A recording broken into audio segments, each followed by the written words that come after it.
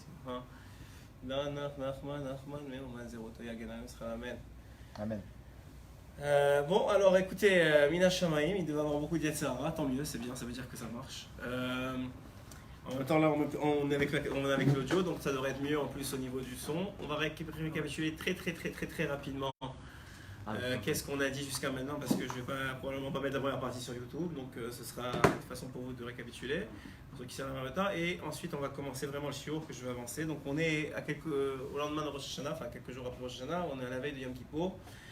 Et on veut essayer de se préparer psychologiquement et spirituellement à cette magnifique journée qui arrive. On a dit que Yom Kippour, selon la Gemara, c'est l'une des 2 journées les plus belles qui existent pour un Israël, simplement parce que c'est une journée de pardon. Alors je vous ai dit qu'à chaque fête, il y a un or particulier, une lumière particulière d'Akadosh Baruch Hu qui se dévoile. Et le or de Yom Kippour, enfin le or de Rosh Hashanah d'abord, c'est le or du Meler, du roi. Donc on a reconnu que Hachem c'était notre roi, c'est lui qui nous a créés, c'est lui qui nous a donné la vie, c'est lui qui continue à nous la donner. Et une fois qu'on a cette relation de Meler qui est une relation quand même assez distante, parce que bon, tu as le roi et tu me juges, alors on est un peu dans une distance. On a ces 8 jours qui séparent la fin de Rosh Hashanah jusqu'à Yom Kippour pour essayer de faire tchouva, chacun selon ce qu'il a à faire, chacun selon ses forces, chacun selon son niveau. Et puis arrive Erev Yom Kippour, on se purifie avec le mikvé, on essaye pour la plupart de refaire vidou dvarim, et c'est-à-dire de recommencer à réavouer nos fautes. Parce que normalement, si vous avez suivi mon conseil, vous avez fait Rosh Hashanah. Et ensuite de ça, on rentre dans Yom Kippour. Maintenant, tout le hors de Yom Kippour, c'est un hors particulier qui se retrouve nulle part dans l'année. C'est un hors où Hachem, il est le plus proche de nous.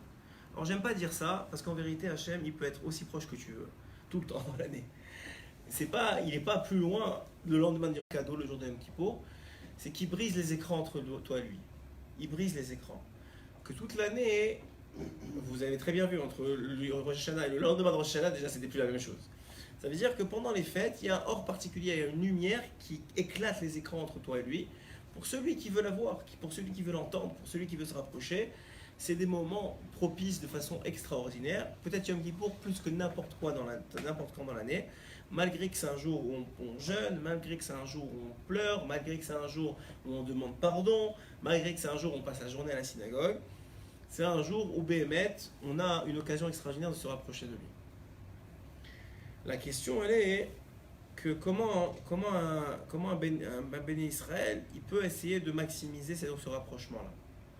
Depuis le début de Yom Kippour, comme j'ai dit, avec le fait qu'on va ouvrir le Echal, sortir les Sifrei Torah, annuler les vœux, et jusqu'à la Neila, où on est dans un moment normalement de proximité, où même le juif le plus éloigné en général, il sent quelque chose, il sent qu'il y a, attends, Hachem il est vraiment là, il n'y a vraiment plus de barrière, et ses pieds ils avancent tout seuls vers la synagogue. Pour la plupart, il y en a qui n'y vont pas, c'est vrai, mais même ceux qui sont très loin, même ceux qui ont grandi dans des maisons qui étaient très loin, ils savent que tout le monde et là c'est le moment où tout le monde ça troupe, ils ne savent pas pourquoi, mais ils arrivent à la synagogue pour écouter le shofar, parce que veut pas, la Neshama elle est juive, et on ressent que voilà, on a une attraction vers celui qui nous a créés, vers celui qui nous donne de l'énergie neshamatique toute l'année, même malheureusement pour certains pour faire des fautes, et ça s'appelle Hachem.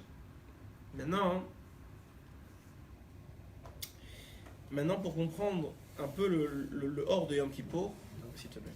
Pour comprendre un peu le hors de Yom Kippour, il faut comprendre quelque chose de très important. C'est que puisque lui, il agit avec nous en tant que père, donc le plus on va être en tant qu'enfant avec lui, et le plus on va se rapprocher. Je vous ai dit que le Midrash y rapporte que à Yom Kippour, Hachem il dit au peuple d'Israël, sortez vos poubelles, sortez vos saletés, et moi je vais tout ramasser, je vais prendre les karchers, je vais tout nettoyer. C'est le ménage du printemps. Alors évidemment, on ne parle pas d'un ménage comme Pessah, qui est un ménage physique. C'est un ménage évidemment qui est un ménage spirituel. C'est le jour, vous savez, je vous ai dit à Rosh Hashanah, merci beaucoup. À Rosh Hashanah, on ne rappelle pas ses fautes. On ne dit pas qu'est-ce qu'on a fait, on fait le meilleur, on fait le plus beau avec le meilleur costume, on dit Hachem, on est des gens bien, on veut être des serviteurs, on est des gens bien. Le jour de Kippour, c'est tout le contraire. Tu dis Hachem, regarde comment je suis sale. Regarde ce que j'ai fait cette année.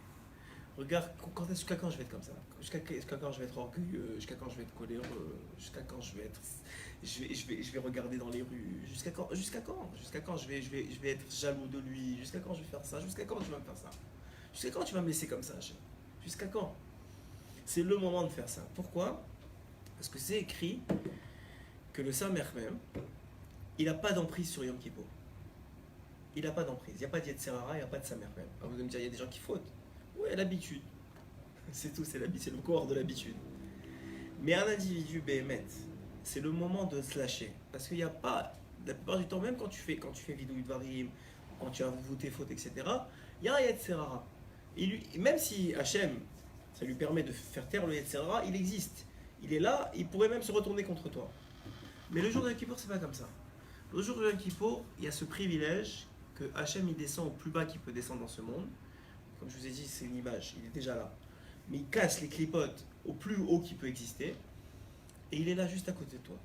Il te dit, il y a juste toi et moi. C'est bizarre parce que le jour de Rosh Hashanah, on est jugé tout seul, mais on fait la prière ensemble, on se rassemble, et la force, c'est d'être ensemble. Le jour de Kippour, on est tous jugés ensemble, mais la force, c'est d'être chacun dans son coin. Il y a beaucoup qui ne parlent pas à Yom Kippour, qui font le somme de la parole. C'est un très lourd. Arizal les rapports que c'est une très grande ma'ala. Ça fait multiplier de façon exponentielle la force du jeûne. Celui qui peut avoir l'Echem Bracha, c'est une très grande chose de ne pas parler à Yom Kippour. D'abord, c'est une occasion de ne pas dire de Lashon Hara, de ne pas dire de Moshe Shemra, de ne pas s'énerver avec ses enfants, de ne pas s'énerver avec ses parents. Mais évidemment, il faut avoir une femme tzadéket, Baruch Hashem, qui accepte de s'occuper des enfants et de gérer tout ça quand vous êtes à la synagogue. Il faut prier pour, Baruch Hashem, moi j'étais zoré, mais chacun en fonction de ce qu'il peut avoir. Ce qui est sûr, c'est qu'il ne faut pas beaucoup parler avec les autres pendant Yom Kippour. Mais pourquoi pas parce qu'on néglige ou on ne veut pas parler avec les autres, simplement parce que c'est un moment de retour vers soi, de reconnexion avec soi et avec Akadosh Baruch. Et cette reconnexion, elle passe par une intimité que vous devez essayer de retrouver à Kippour. Alors je le dis tous les ans, Kippour, c'est comme je vous ai dit, le fait de retrouver l'enfant qui est en soi. L'enfant qui est en soi, je vais vous raconter une histoire du Baal Shem Tov que je raconte tous les ans, mais que j'adore. C'est l'histoire de Yom Kippour, c'est du Baal Shem Tov. Cette histoire, elle est très simple. Il y avait le Baal Shem Tov tous les Kippour, qu'est-ce qu'il faisait? Il montait en haut et il disait, évidemment, il défendait le peuple d'Israël, il priait, etc. Les chamas, elles montaient, elles descendaient tout le long de Yom Kippour pour faire le lien entre le monde d'en haut et le monde d'en bas. Et à la fin de Yom Kippour, Baruch Hashem, ça a été quand même une bonne année, il a réussi beaucoup à atténuer les dynim. Et à la fin de Yom Kippour, le Baal Shem Tov, il remonte. Et on lui dit, tu sais, tu as été extraordinaire cette année, comme tous les ans, mais il y a quelqu'un qui a mieux prié que toi cette année. Il dit, ah ouais, extraordinaire, je veux le rencontrer, donnez-moi son nom. Alors on lui donne son nom, évidemment, le Baal Shem Tov, c'est aucune jalousie, il voulait savoir qu'est-ce qu'il a fait de si extraordinaire, je veux savoir, je veux apprendre de lui. Et on lui donne un nom dans une ville très éloignée, où il n'y a même pas de synagogue dans la ville. Il fait comme il connaissait les noms saints de Dieu, il fait si ça raccourci, c'est-à-dire il raccourcit le temps, il arrive tout de suite, juste après que Yom Kippour soit terminé, il arrive devant la porte et il voit une petite cabane avec une petite bougie dans la maison et des gens qui sont en train de casser le jeûne. Donc il tape à la porte, évidemment le pauvre il vient, il ouvre la porte, le monsieur qui était à la baït, il ouvre la porte et il lui dit oui, il y a quelque chose, je peux vous aider, est-ce que vous avez besoin de me casser le jeûne, vous n'avez pas où casser le jeûne? Il dit oui, j'ai pas, je viens de loin, je suis le Baal Shem Tov. Évidemment, le nom du Baal Shem Tov, tout le monde le connaissait. Oui, quel honneur, vraiment, vous êtes le Baal Shem Tov, venez, entrez, personne ne savait comment il ressemblait, donc venez, entrez, il n'y a pas de problème, venez. Il lui sert ce qu'il avait, un peu de pain et du lait. Et à la fin du repas de Motsai Yom Kippour, le Baal Shem Tov, il dit est-ce que je peux te parler en privé? Il lui dit oui, bien sûr, le Baal Shem Tov, il n'y a pas de problème. Alors il dit voilà, je voudrais te demander quelque chose. Qu'est-ce que tu as fait de si particulier ce Yom Kippour? Alors le monsieur, il baisse la tête, un peu honteux, et il dit au Baal Shem Tov, il lui dit je savais qu'il y avait quelqu'un qui allait venir me voir. Il dit pourquoi? Qu'est-ce qu'il y a? Qu'est-ce que tu as fait? Il lui dit écoutez, la vérité c'est que je me suis endormi à Erev Yom Kippour. Je me suis réveillé très tard, quelques minutes avant la tefila, et c'est très loin, c'est plusieurs kilomètres, mais j'ai quand même couru pour aller à la tefila. Et je me suis perdu en chemin dans le champ, je me suis retrouvé en pleine nuit, je ne savais pas où aller, j'ai grimpé à un arbre et je me suis assis là-bas pendant toute la nuit. j'ai attendu la lumière, et même pendant Yom Kippour, je ne savais plus exactement où j'étais, avant de retrouver, je suis arrivé juste à la Naïla, à la synagogue. Et il dit d'accord, mais pendant tout ce temps-là, qu'est-ce que tu as fait? Ben, je me suis assis, j'ai levé la tête au ciel, et j'ai dit à Hachem, écoute, moi tu me connais, je ne sais pas parler, je ne sais pas lire. Même quand je vais à la synagogue, c'est juste pour répondre Amen, et pour Yesh Maraba, et pour répondre et pour écouter le Chazan, c'est tout ce que je fais. Maintenant, je suis pris sans livre, en pleine nature, et je sais que tu es là, je sais que tu es descendu, on m'a dit que tu es descendu pendant Yom Kippour. Je ne sais pas quoi faire, j'ai une seule chose à t'offrir. Ce que je sais moi, c'est la lèvre bête. Ce que je vais faire, c'est que je vais te donner la lèvre bête. Il a commencé à réciter la lèvre bête, Gimel, Dalet, Eva, etc. jusqu'à Taf, en répétition comme ça toute la nuit, et même la journée, ça l'a resté réveillé. En même temps, ça l'a gardé réveillé de peur qu'il y avait des animaux sauvages qui venaient s'approcher. Et en même temps, il lui a dit voilà. Et donc, décidément, il y a vraiment un gros Yetzirah sur ce chiot. Et donc, non, prochaine, c'est Erev Yom Kippour, c'est normal. Et donc, c'est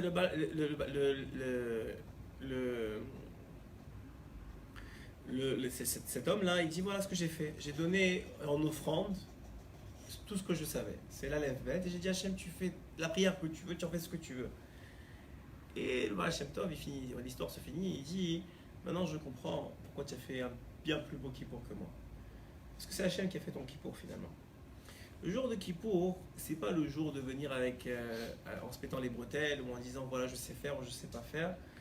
C'est justement en venant dire voilà, je sais rien, voilà mes faiblesses, voilà qui je suis vraiment. Le jour de Kippour, c'est le jour de se mettre en face d'une glace et de se dire voilà qui je suis vraiment. Voilà, c'est vrai que toute l'année j'essaye, je me remonte le moral, j'essaie de faire ce que je peux. Mais voilà qui je suis vraiment. Voilà encore ce que me faiblesse, voilà encore ce que sont mes peurs, voilà encore ce que sont mes envies, voilà mes ta'avotes, voilà ce que je suis vraiment. Mais même avec ça, voilà, je t'apporte ce que je suis. Je te donne ce que je suis, Hachem. En faisant ça, Yom Kippour, Hachem c'est le plus heureux. Pourquoi? Parce que tu lui donnes l'occasion de te nettoyer, de repartir de nouveau. Ce qui s'appelle, en vérité, ce que représente cette histoire-là, c'est une très très belle histoire, mais c'est ce que ça représente la Tmimout. La Tmimout, Rabbeinu, il dit, c'est le plus haut niveau d'Avodat Hashem. C'est quoi la Tmimout? Être tam, c'est quelqu'un qui est entier, ça peut être traduit en français comme entier, comme shalem, même si c'est plus que ça. La Tmimout, c'est quelqu'un qui ne fait pas de calcul, qui fait plus semblant. C'est ça la Tmimout. La Tmimout, c'est quelqu'un qui fait plus semblant. Hachem, il demande mon fils, tu es mon fils, c'est moi qui t'ai créé, je sais qui tu es, je sais tout ce que tu as fait dans l'année. Aujourd'hui, il n'y a pas d'Yetzirara, il n'y a pas de sa mère même, tu n'as pas besoin de faire semblant. Sois qui tu es vraiment. Et à partir de là, vous allez voir que si vous faites un vrai Yom Kippour comme ça, sans essayer de rattraper, comme j'avais dit l'année dernière, sans essayer de rattraper les autres dans la tefila, sans essayer de faire plus vite que vous faites, sans essayer de... Non, vous êtes dans votre coin, vous ne parlez pas, si vous pouvez. Vous êtes avec votre sidour, idéalement avec des traductions si vous ne parlez pas bien l'hébreu. Et tout ce que vous faites, vous essayez de connecter avec Kadosh Baruch Hu vraiment. Autant que vous pouvez, peut-être un petit peu, peut-être beaucoup, mais vous sentez, Hachem il est là. Hachem il est là, il est descendu pour moi.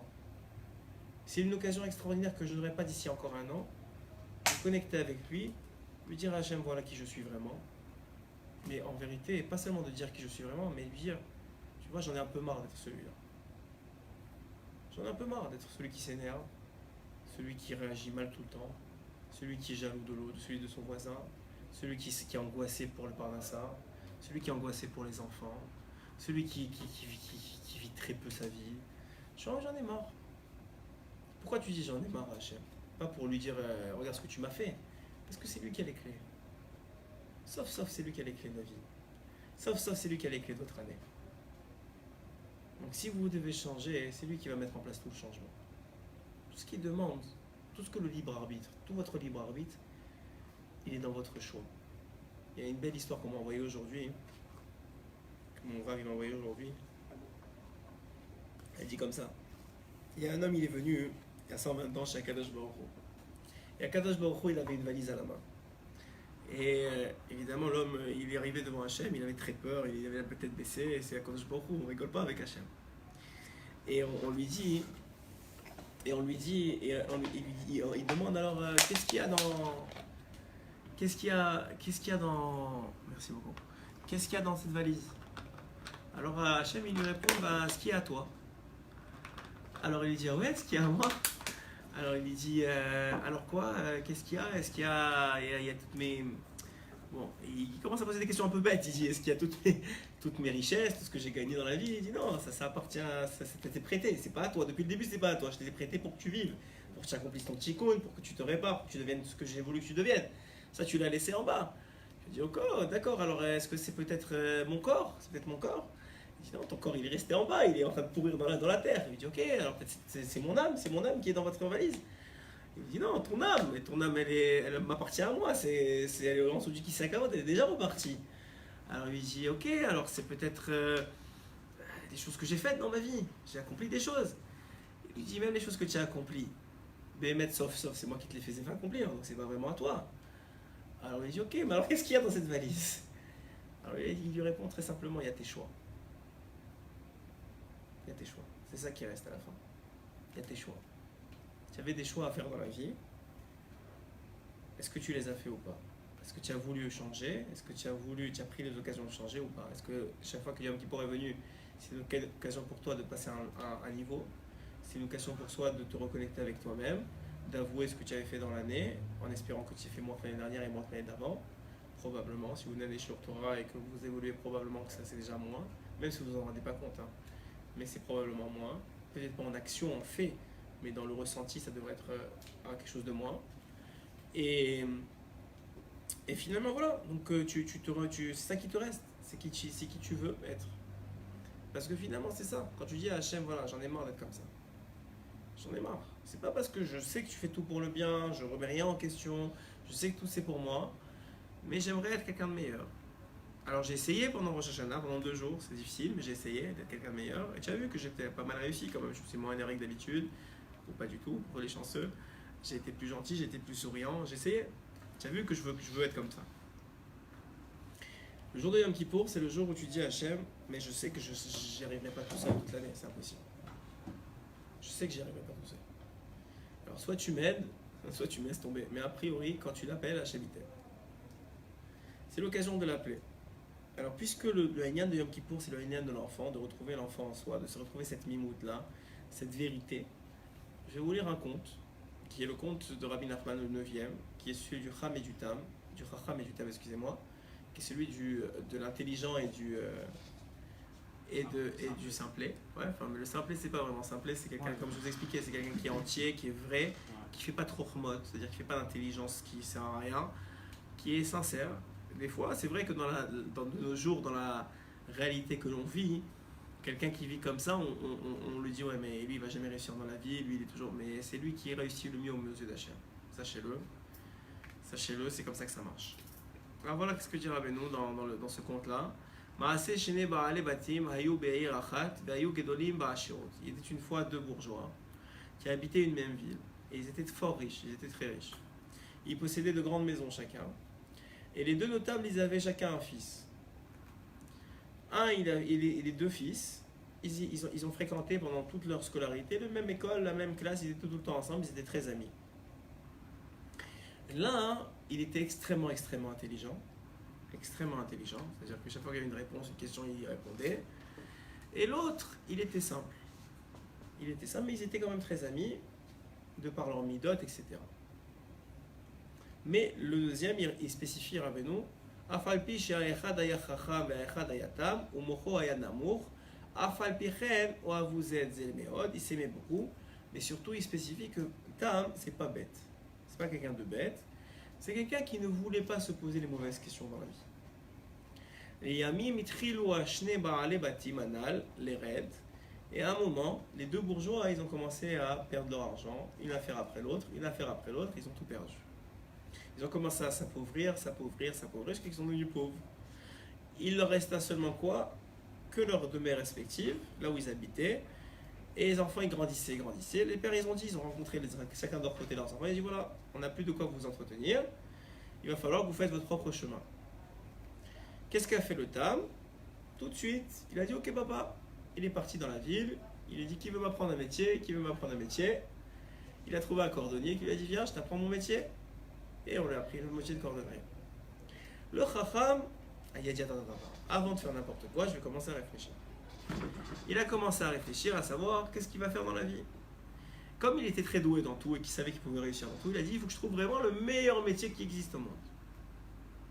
Il a commencé à réfléchir, il a dit mais c'est sûr que le meilleur métier qui existe au monde, il n'existe pas dans cette ville. Il va falloir que je bouge. Donc il a commencé à chercher des opportunités de quitter la ville. Il s'est rendu au marché et là-bas il a vu un grand chariot avec des chevaux, très bien, un beau chariot qui s'apprêtait à prendre la route. Il leur a demandé, dis-moi, il a demandé si c'était marchand. Il a demandé au marchand, d'où venez-vous, où est-ce que vous allez? Il a dit, on vient de Varsovie et on y retourne. Il dit, est-ce que vous pouvez me prendre avec vous? Il a dit, ok, on peut te prendre avec toi, tu as l'air intelligent, tu as l'air chacham. Ils l'ont pris avec eux. Il a voyagé et arrivé à Varsovie, il était tellement intelligent, j'essaie de vous traduire en même temps, il était tellement intelligent que au début il a dit peut-être je vais rester avec ces marchands-là, c'est peut-être s'ils ont l'air d'avoir bien réussi dans la vie, peut-être moi aussi je vais être marchand. Et puis il a dit non, peut-être je vais trouver une meilleure place que ça, les marchands c'est peut-être pas pour moi, il y a sûrement quelque chose de mieux pour moi à vivre. Alors il est parti se renseigner. Il a commencé à aller dans le marché de la ville de Varsovie, il a interrogé tout le monde, et il leur a demandé, dis-moi les marchands avec qui je suis, c'est des gens bien? Et tout le monde dit, oui, c'est bien, tu devrais rester avec eux, c'est des gens honnêtes, c'est des gens droits. Mais ça lui a pas plu. Et il a commencé à chercher un autre endroit et un autre endroit. Chaque qu'il a trouvé des employés de magasins, d'habillement. Il a dit, waouh, ils ont l'air bien sapés, ils ont l'air bien habillés, ils ont l'air d'avoir réussi eux dans la vie, moi aussi j'aimerais être comme eux. Donc il a dit, est-ce que je peux travailler pour vous? Et effectivement, puisqu'il était d'un esprit, il était très chacham, il était vif et intelligent et subtil, tout de suite il a été apprécié. Mais évidemment, quand tu commences dans un métier, on te met au bas de l'échelle. Donc il a commencé à bosser comme un porteur d'habits d'un endroit à l'autre, etc. Et il est parti évidemment remercier les marchands, leur dire merci beaucoup, que vous m'avez fait voyager, etc. Il les quitta. Il s'est mis au service d'un patron. Et évidemment, au départ, il a commencé à bosser, avec des rudes corvées, des choses difficiles. Et après, d'une chose à l'autre, il est arrivé à devenir quelqu'un de quand même assez important dans le métier du textile. Mais il s'est dit que c'était pas pour lui non plus. Et qu'il préférait voyager et visiter d'autres pays. Et il a commencé à voyager d'un endroit à l'autre, Il se retrouvait à Livourne, il se retrouvait en Espagne. Il se trouvait dans plein d'endroits et à chaque fois, il s'asseyait, il voyait c'était quoi le meilleur métier qui existe. Il a trouvé d'abord, comment on appelle ça, la bijouterie. Il s'est retrouvé bijoutier. Il a dit ouais c'est très bien, mais il était tellement perfectionniste qu'il voyait les défauts que les autres ne voyaient pas. Donc il n'était jamais content de son travail. Et après ça, il s'est retrouvé médecin. Il a dit la bijouterie peut-être ça va s'arrêter un jour, il n'y aura plus de diamants. Donc il a dit tu sais quoi, la maladie ça va pas s'arrêter de sitôt. Il est devenu médecin. Et quand il est devenu médecin, il est devenu un très très très bon médecin, c'est pas le problème. Mais son problème c'était que puisqu'il était tellement bon médecin, il n'acceptait pas qu'il n'arrivait pas à guérir. Parce qu'il pensait que tout c'était de lui. Donc quand il guérissait pas, tout le monde l'insultait, etc. Et quand il guérissait, les gens disaient de toute façon c'est pas grâce à toi, c'est grâce à Dieu. Donc il était jamais content. Il était jamais content, il était tout le temps en recherche, et il n'arrivait jamais à se trouver. Et plus il grandissait en chorma, plus il négligeait le reste des personnes. Plus il se sentait supérieur.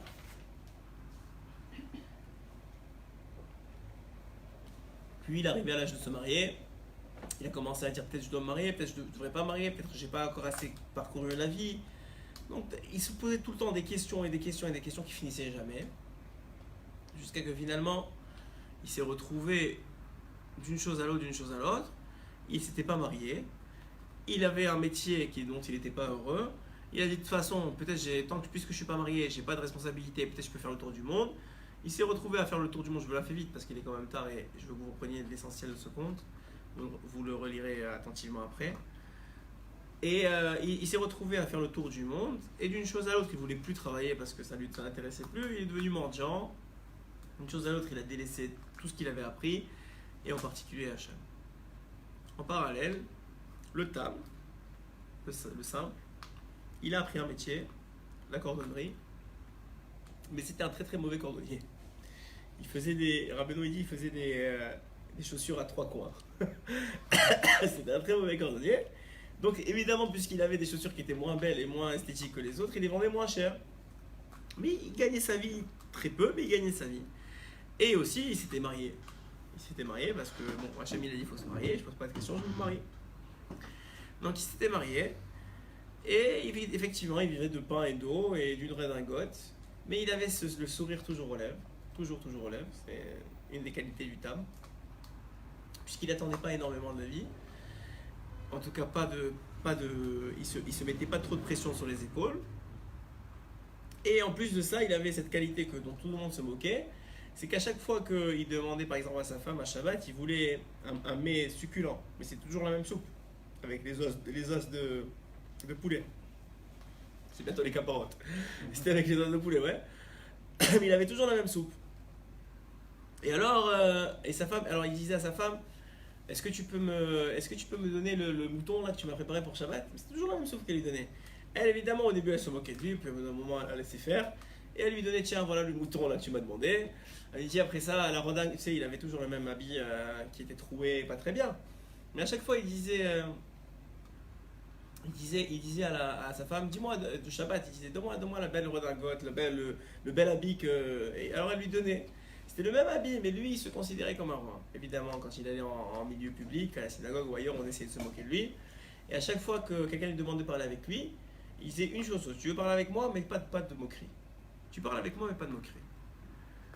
Et comme ça, c'est comme ça qu'il vivait sa vie. Évidemment, au bout d'un moment, leurs deux destins se rencontrent, parce qu'au bout d'un moment, après avoir fait le tour du monde, le Chacham il revient dans sa ville natale, et il réalise que finalement, il n'a rien gagné. Ni il est marié, ni il a un métier, ni rien.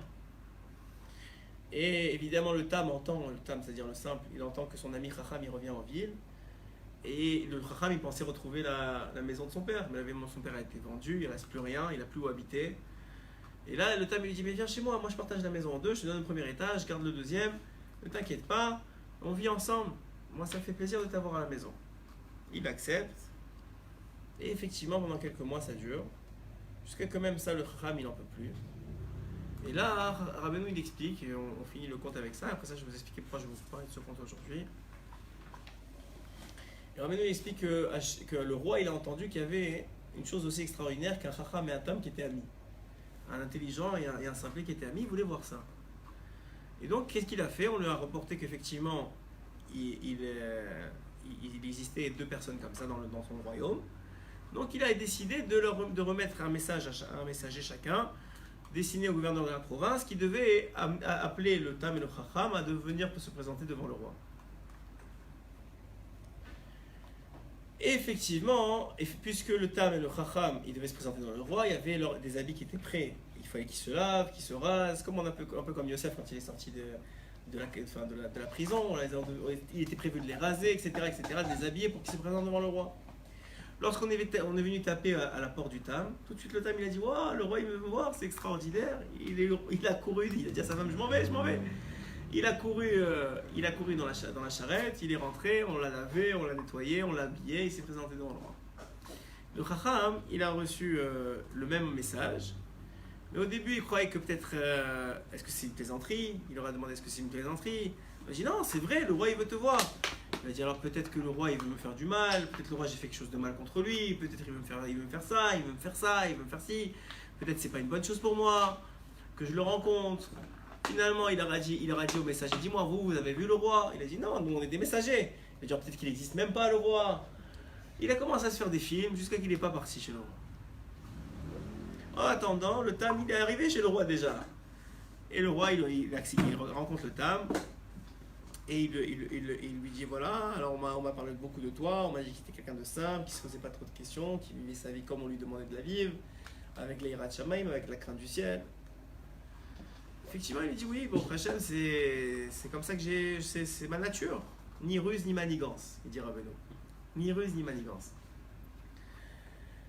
Il lui dit, tu sais quoi?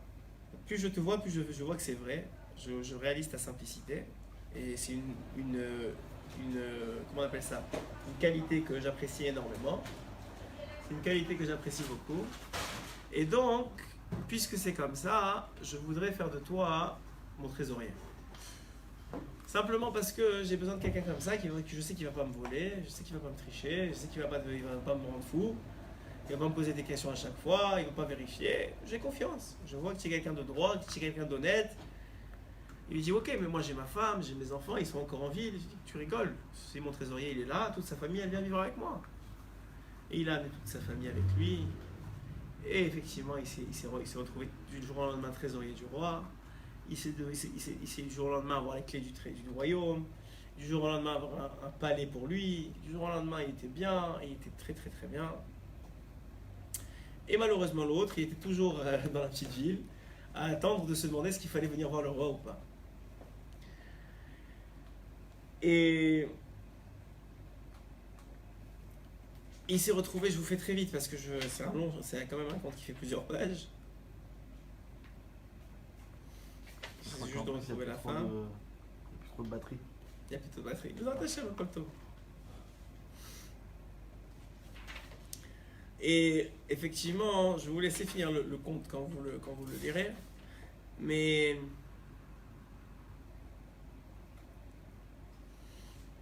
il s'est embourbé, le Chacham il s'est embourbé dans une folie, dans de la kfirout. Il a complètement oublié Hachem, il a même essayé de faire que les autres oublient Hachem, leur dire il n'existe pas, c'est n'importe quoi. Il est rentré dans les mains du Samerpem toute l'année. Et finalement, heureusement qu'il y avait son ami Tam pour le sortir de là. Et vous allez voir qu'à la fin, le Tam va intervenir et il va le sortir de là. Qu'est-ce qu'on apprend de cette histoire ? C'est qu'il y a deux façons de se présenter devant Hachem le jour de Yom Kippour. Il y a faire comme le Tam, c'est-à-dire arrêter de se poser des questions, arrêter de croire qu'on a les réponses, arrêter de croire qu'on connaît notre vie, qu'on gère notre vie ou qu'on est les maîtres de notre vie. Et faire ce que Hachem te demande simplement. Tu viens, la tête baissée, tu dis voilà comment je suis, voilà qui je suis vraiment, je veux changer. Avec tout ce que tu as fait avant, que ce soit le mikvé, ou le vidou dvarim, ou le rosh hashanah que tu as fait avant, tu as une bonne chance d'avoir des clés pour pleurer. Vous savez, je ne parle pas de pleurs pour faire semblant, ça ne sert à rien ça. Mais les vrais pleurs, ils viennent d'une prise de conscience. Une prise de conscience du manque qu'on a. Pas de ce qu'on a comme manque, on n'a pas une voiture qu'on voudrait, on n'a pas une maison qu'on voudrait. Du manque sincère de ce qui nous manque en tant qu'individu. Pour être chaleur. Une fois qu'on comprend ça, on touche un point d'innocence en nous qui est très rare de pouvoir toucher, mais il y a des moments comme ça qui te restent pour la vie. Les moments de Yom Kippour, c'est une occasion extraordinaire de faire ça. Sinon, tu peux faire comme tout le monde, tu jeûnes et tu vois les heures passer, tu attends que l'homme te donne et tu penses à qu'est-ce que tu vas manger ce soir. Tu peux faire ça aussi, il n'y a pas de problème. Et tu te dis, ouais, c'est quoi le match la semaine prochaine? Et qu'est-ce que je vais faire au boulot? Et de toute façon, il faut que je gère ça, il faut que je gère ça. Donc en vérité, tu n'as fait ni Rosh Hashanah ni Kippour parce que tu n'as pas laissé Hachem être ton roi. Et en plus de ça, tu n'as pas eu l'humilité de comprendre que ce n'est pas toi qui gère ta vie. Ça, c'est une façon de le faire. Vous allez faire Kippour, vous allez te pardonner. Pour les fautes dont on a parlé, en tout cas, vous allez te pardonner puisque Kippour Imechaper a une seule condition, c'est ce qu'on appelle le Kohar du Tzibour. Ça veut dire le fait de s'attacher au Tzibour. Si vous vous êtes attaché au Tzibour, au moins vous aurez cette force-là. Vous n'avez pas renié votre judaïté. Vous n'avez pas dit je ne suis pas juif. Si vous n'avez pas fait ça, vous allez rentrer dans Kippour, vous allez sortir dans Kippour avec le karcher. Ok, ça ne veut pas dire qu'il va pas falloir payer les fautes, c'est pas ça que ça veut dire. Mais au moins il y aura un karcher qui aura été fait. Et c'est dommage de faire juste ça. C'est dommage de faire juste ça parce que toute l'année va arriver et vous pouvez faire le chacham toute l'année encore une fois. C'est-à-dire vous allez tourner d'un endroit à l'autre en croyant que tout est mieux que vous, que cette situation elle est mieux que ce que j'avais avant, ça il faut que je fasse ça comme ça, il faut que je gère ça comme ça, etc. Vous allez passer encore une année d'extériorité, de superflu, sans avoir vraiment changé l'année prochaine, sans avoir évolué, sans avoir rapproché de votre tikkun, sans avoir été un meilleur père, sans avoir été un meilleur mari, sans avoir été un meilleur fils, sans avoir été un meilleur homme.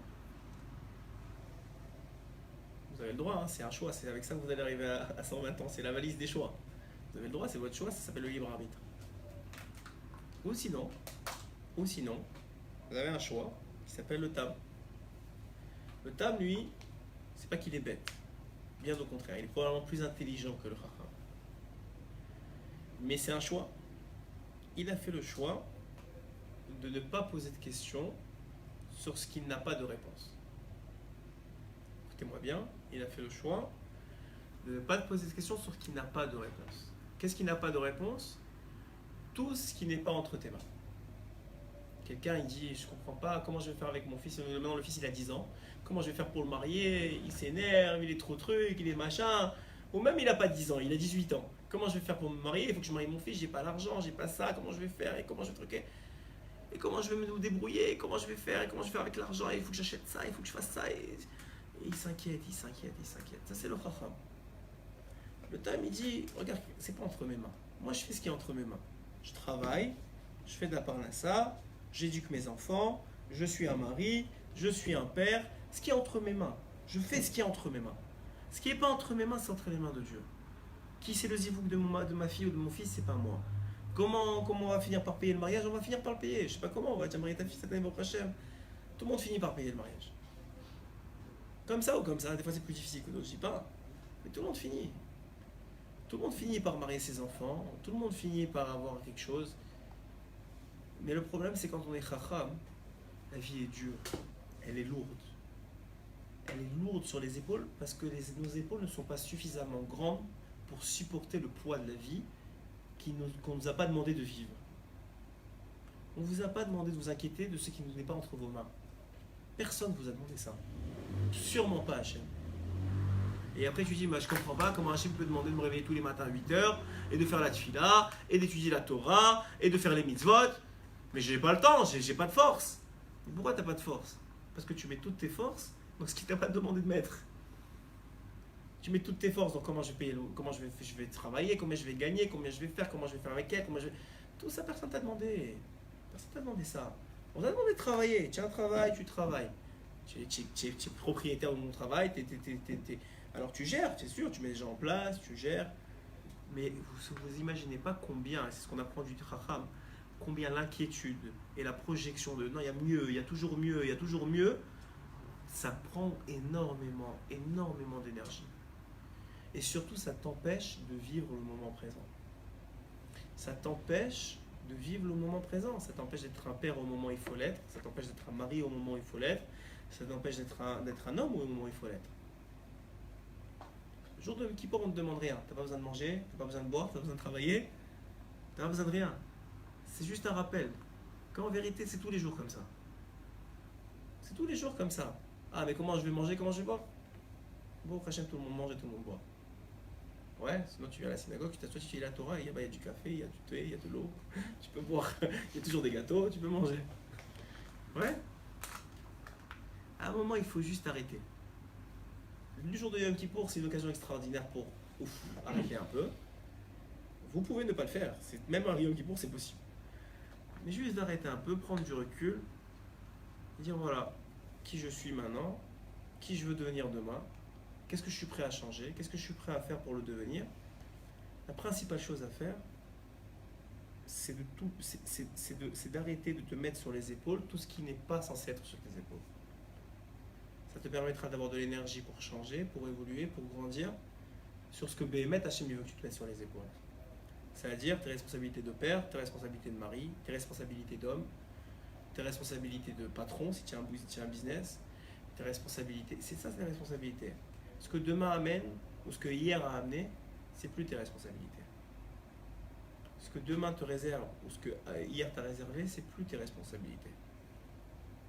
Et c'est ce que a arrivé à faire le Tam. Le Tam, il n'avait pas grand-chose. Mais sa femme, elle lui dit même, mais pourquoi tu vends pas plus? Si tu es tellement heureux, ouais, tu dis que tes chaussures, parce qu'il disait toujours, waouh, qu'est-ce qu'elle est extraordinaire cette chaussure.